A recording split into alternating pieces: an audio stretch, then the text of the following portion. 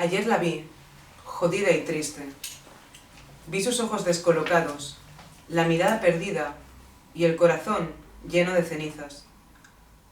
Las ojeras marcaban su ritmo nocturno y su sonrisa estaba algo marchita. Hablé de ella 1000 veces. Algunos decían que le habían roto el corazón y otros que estaba cansada de la vida.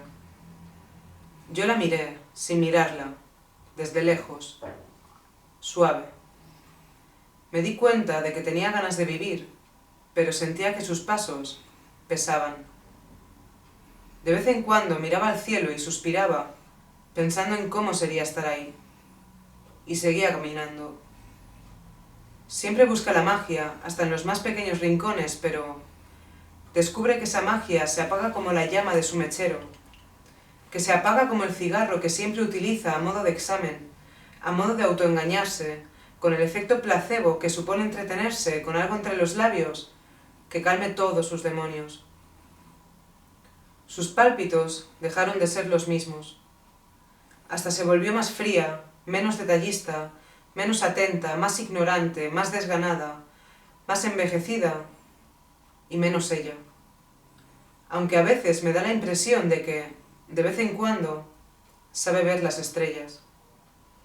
Que intenta no sentirse atrapada, que intenta desatarse de su realidad para conocer otras nuevas y así escapar de todo aquello que le oprime. En algunos puntos de su vida, le dejaron el alma desnuda. A decir verdad, sus emociones no tenían dónde caerse. Creo que de pequeña era una persona totalmente distinta. Alegre, despreocupada, inocente, abierta, sociable y con muchísima luz. Hoy no sabe ni que existe. Piensa que su luz es como la de una simple farola que hace su simple función. La busca, pero no sabe dónde está. Lucha, pero no sabe contra qué. Siente, pero solo soledad. Olvida, sin encontrarle el real significado a esa palabra. El caso es que reacciono y me doy cuenta de que el espejo me está mirando con esos ojos, grisáceos y vidriosos, envueltos en una profunda tristeza que desborda porque ya ha ocupado todo lo que tenía que ocupar. Hoy me miro y soy yo.